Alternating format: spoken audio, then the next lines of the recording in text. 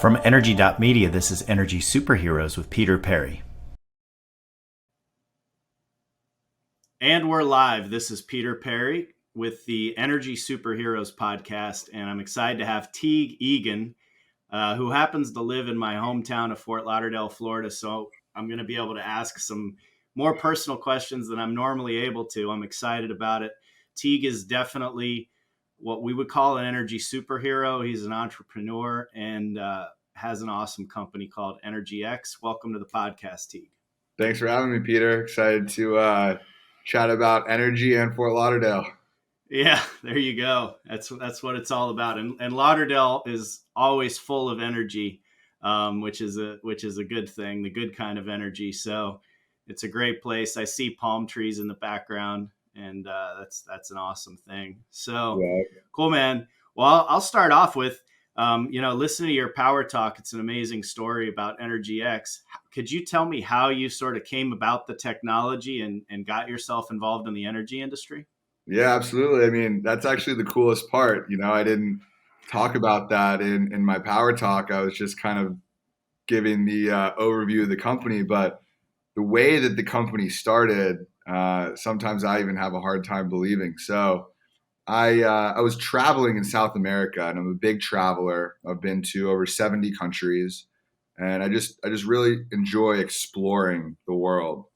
And I was down in South America, and I had never been to South America before. So I decided to Google some of the kind of highlights of the continent. And the typical things popped up. You're talking about Machu Picchu and Iguazu Falls. And then there was this one that was the world's largest salt flat in the middle of Bolivia called Salar de Uyuni. And when you're on Google and looking at this, there's all these incredible pictures because it's a play on depth perception because it's just flat white for as far as you can see. So I end up going to Salar de Uyuni, and I'm on our tour with this tour guide. This is in the middle of nowhere. You have to take 3 flights to get here. It's in the high Bolivian desert mountains, 15,000 feet high. And the population of this town is like maybe a few hundred. And I'm on the tour, and my tour guide is taking all the pictures for us. And he goes, by the way, this is also the world's largest lithium reserve. And I go, what do you mean? And he goes, I was like, I don't see any lithium. Like, I don't even know what lithium really looks like. And he goes, well, the lithium is a salt that is found in all the salt brine below. And a lot of people think that this could be the next Saudi Arabia. And at that moment, I was just like, holy shit. I feel like I was sitting in the middle of Saudi Arabia in the 1960s before the big oil and gas boom. And it was my aha moment. And I knew it was the biggest opportunity I'd ever seen. And I went home that night and it's a salt hotel. The hotel is made out of salt. And I didn't sleep a single moment. I was researching lithium on my phone, and I came to find how lithium is actually produced that just talked about in my power talk. And so I went back and started talking to some of my buddies and trying to reach out to anybody that I knew about mining. And it led me to the University of Texas that had just invented or published the first papers in the Science Advances academic journal, which is one of the top academic journals, on this new material that was extremely effective in separating lithium from other salts. And I said, this is it. And I flew to Texas the next week. I cold emailed all the authors on this paper. One of them responded. I flew to Texas next week, met with who ended up being the inventor of the technology, and executed a worldwide license with Texas, and the rest is history. That is a great story. So now that obviously makes me curious. What did you say to that guy to convince him that he should do the worldwide license with you? Yep, that's another great question. I mean, you. So honestly, what I told him is that I run a fund, and we're looking at renewable energies, which I did, And I said, this is something that's super interesting to me. And he actually said, well, I have colleagues over in Australia, so you need to go there. And I said, okay, I'm on the next flight. So now I'm flying to Australia, to Melbourne. And he could just see that I was somebody that, got it done. And that's the most important thing in starting a business. I didn't go into this with any scientific background, no engineering. I'm just an executor, and I knock down doors.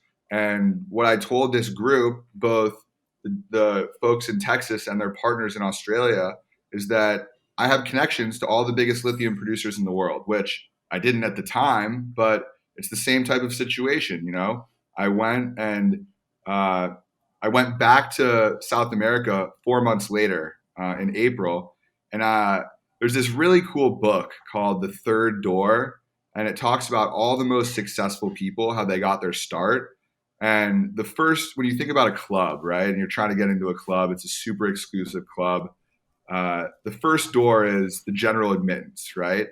And you have to wait a long time, and maybe, it fills up. The second door is the VIP. So if you're somebody and you know people, you can kind of get a table and go in the VIP. The third door is going around the back, hopping over the fence, and sneaking in the kitchen door. And I shit you not, that is literally what I did down in South America at SQM. So SQM is the second largest lithium producer in the world. And I just went down to their facility, and there's a gate and everything. And I said, oh, I have a meeting with so-and-so, somebody that I looked up online.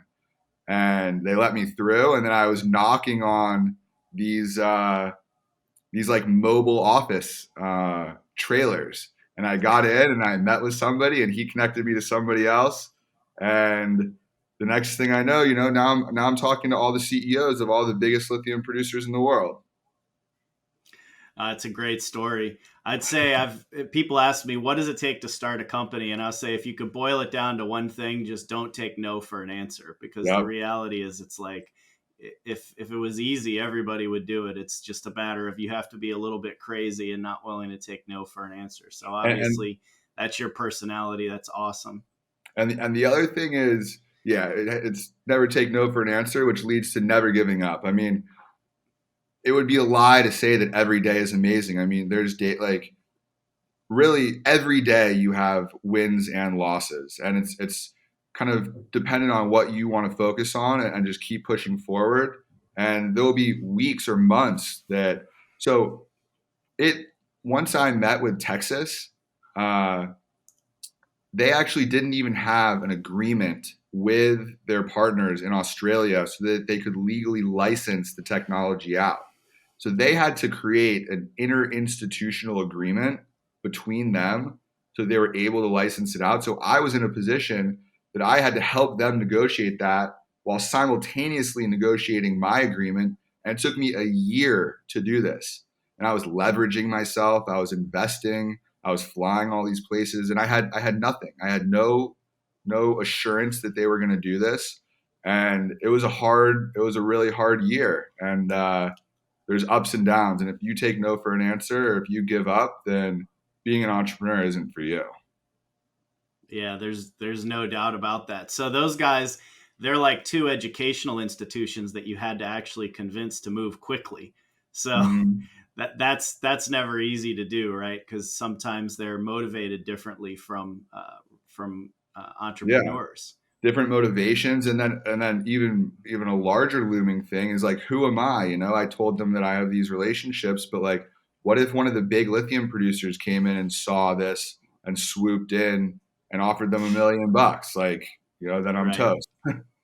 Exactly. So, well, cool. Let's touch on EnergyX a little bit, and then we can go back to some more personal stuff. But with EnergyX, who are you trying to reach today?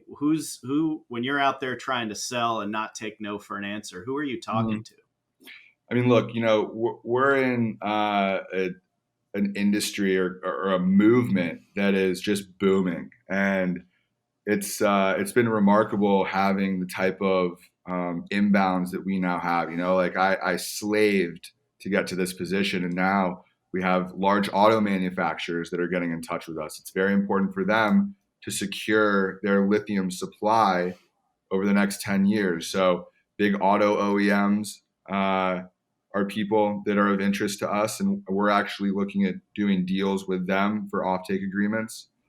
Big oil and gas companies that are looking to diversify their energy portfolio and move away from fossil fuels into lithium technologies. I mean, basically what we have here is the equivalent of fracking, but for lithium. And just imagine if an oil company owned the technology around fracking, which nobody does. Every single oil company uses that, right? So not only is it strategic for big oil and gas, Chevron, Exxon, Saudi Aramco, uh, to diversify their investments and portfolio, but they actually do have some lithium in the produced water that comes up with fracking, which turns out to be their biggest expense. So we're helping some of these big oil and gas companies derive value out of what was otherwise just an expense. So it's a strategic um, kind of partnership or collaboration from that standpoint. And then, obviously the big lithium producers, or the other one is big battery cell manufacturers. We're also working on batteries. So anybody that is in the renewable energy movement are people that, I take every call. I work 18 hours a day. So I have time for you. Very cool. And so is most of the interest coming inbound, or are you having to do any sort of outbound to try and reach certain types of people? No, I mean, at this point, a lot is coming.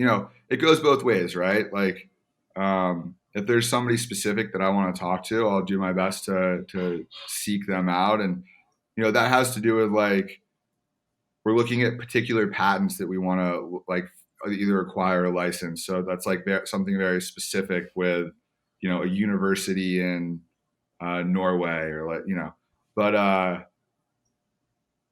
either way, I mean, we have a lot of inbounds. Our website is It's generally like, always a good sign, right? When people are calling you and you don't, yeah, you get to the point where you're beating down doors for a while and now you're having people come to you yeah, is it's always a beautiful thing. So, since we don't have that much time today, I got to get into some of the Fort Lauderdale stuff. So, okay, uh, first of all, tell me what it's like, let's say growing up with a dad who's been very successful and well known in a business community. yeah.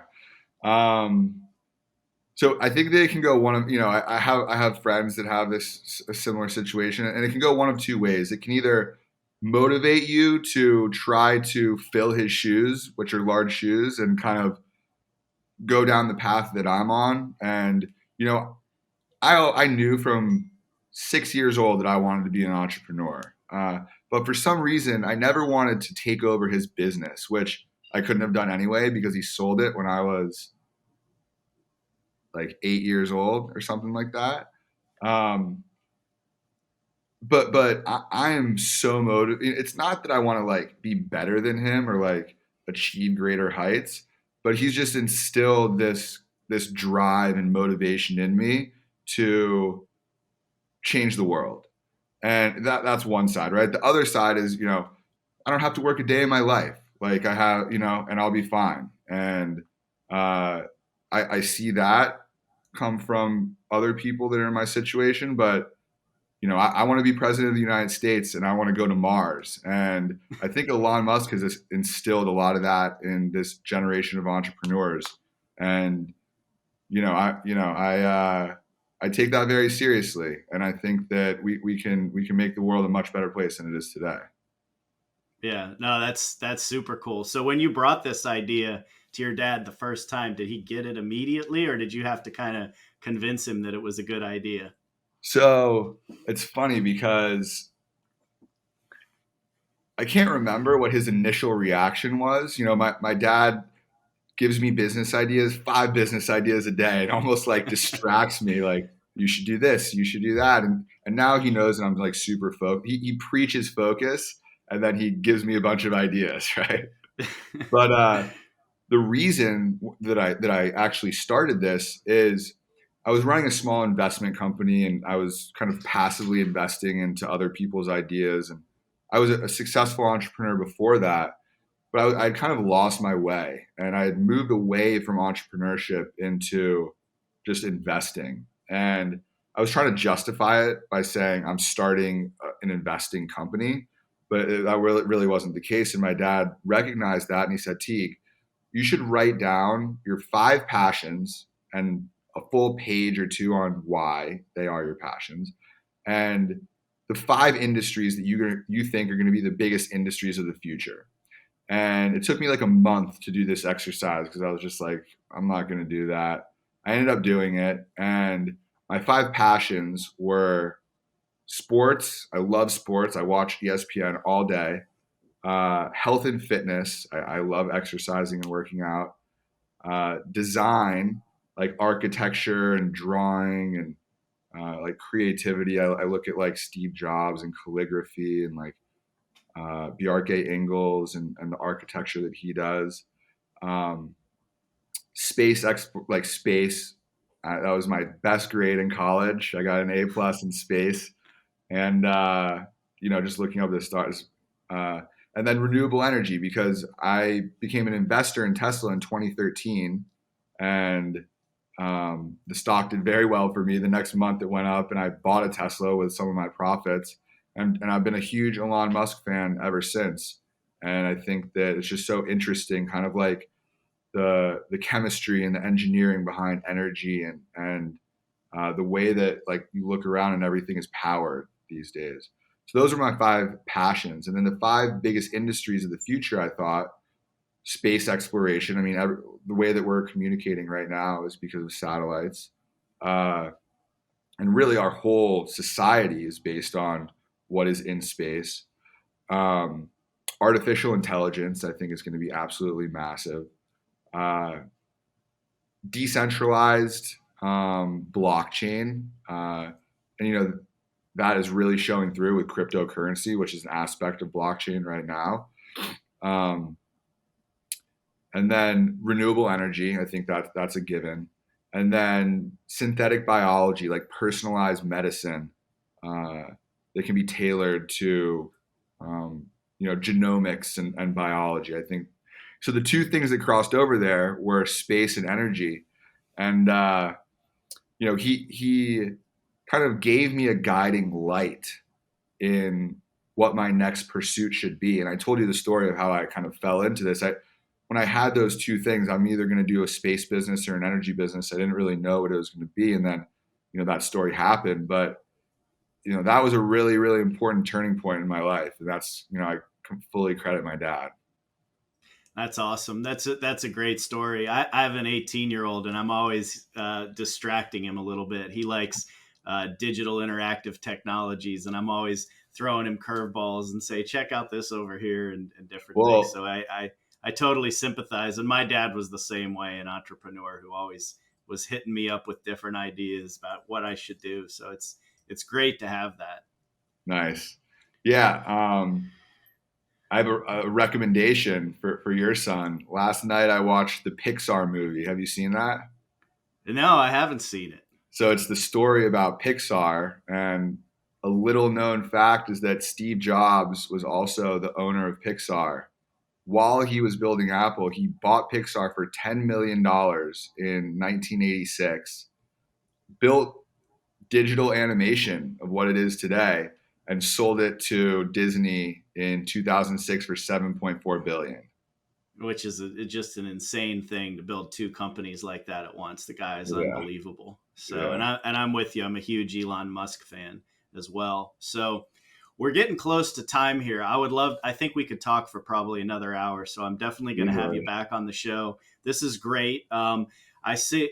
Last thing I'll leave the audience with is you talked about your Series B funding. Is that already subscribed, or are you guys looking for potentially other investors to get involved? Because I So know we that some are going to be excited to learn about this. Yeah, absolutely. So we did our Series A, and we were 6x oversubscribed. So we took a small portion in our Series A, and the rest spilled over into a convertible note, which is a financial instrument that converts into the next Series B. But we are opening a public offer. It's a crowd investing public offering on Net Capital, and it's really cool because as I was talking about, I think that blockchain and like decentralized currency is a wave of the future.